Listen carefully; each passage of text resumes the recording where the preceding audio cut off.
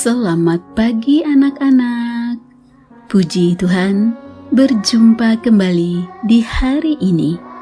Tetap sehat dan bersemangat di hari yang baru ini.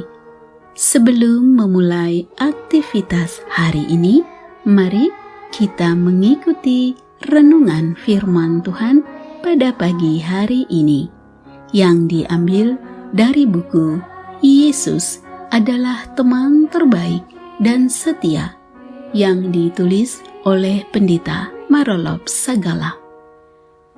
Judul renungan firman Tuhan pada pagi hari ini adalah 4 perkataan pertama Yesus di atas kayu salib.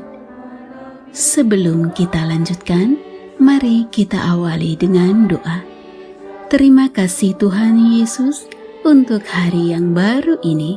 Sekarang kami siap untuk mendengar firman-Mu. Kiranya Roh Kudus-Mu hadir bersama kami. Terima kasih Tuhan Yesus. Amin. Ayat renungan firman Tuhan pada pagi hari ini diambil dari kitab Markus pasal 15 ayat 33. Pada jam 12, kegelapan meliputi daerah itu dan berlangsung sampai jam 3.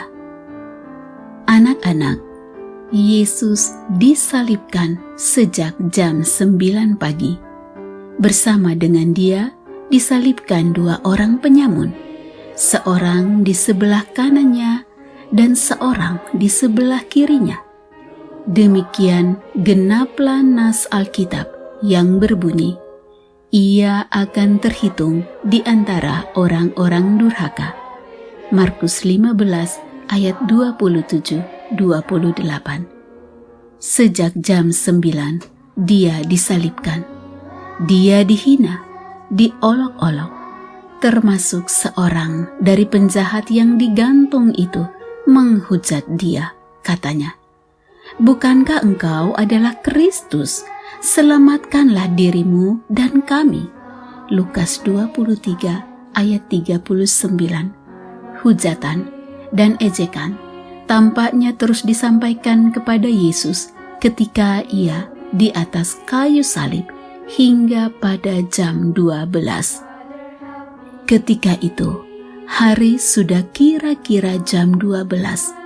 Lalu kegelapan meliputi seluruh daerah itu sampai jam 3. Matahari tidak lagi bersinar.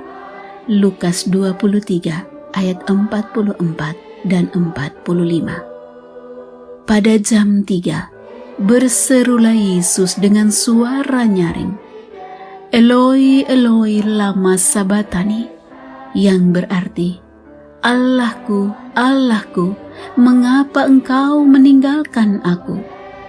Kegelapan itu adalah kegelapan supranatural. Itu bukanlah kegelapan yang terjadi secara alamiah. Ketika itulah Yesus merasakan bahwa ia ditinggalkan seperti berpisah dari Bapanya yang di surga. Itu juga yang menjadi gambaran kehidupan kita. Ketika kita terpisah dari Tuhan, maka perjalanan kehidupan itu akan terasa gelap. Beban itu akan terasa lebih berat. Yesus memikul beban dosa manusia dengan sangat begitu berat. Beban itu terasa berat karena orang berdosa dan penjahat yang disalibkan bersama Dia pun turut menghujat Dia.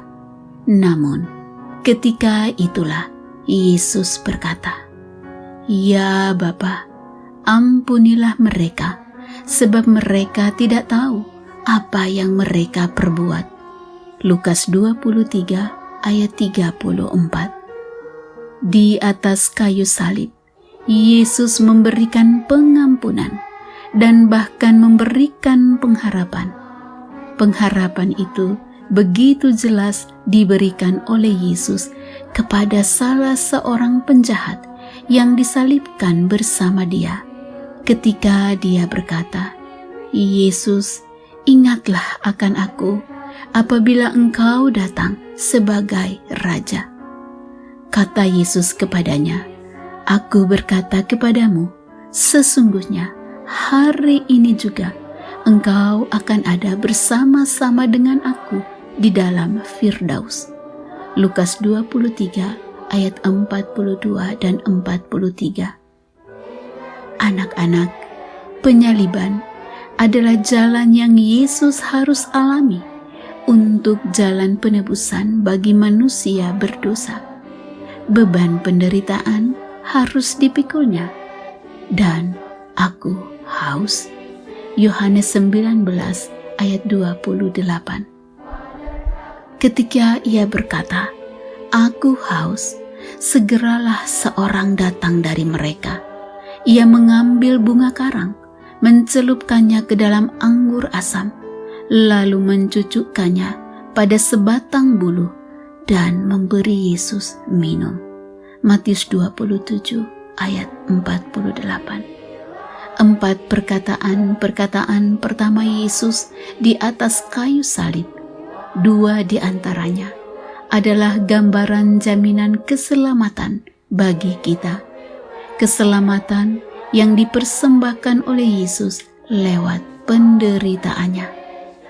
Anak-anak, terimalah pengampunannya dan milikilah pengharapan yang diberikannya. Demikianlah renungan firman Tuhan pada pagi hari ini. Kiranya Roh Kudus menolong anak-anak sekalian untuk selalu mengingat keselamatan yang dipersembahkan oleh Yesus lewat penderitaannya dan menerima pengampunannya dan memiliki pengharapan yang diberikannya kepada kita. Kiranya Tuhan Yesus memberkati dan melindungi anak-anak sekalian pada sepanjang hari ini. Amin.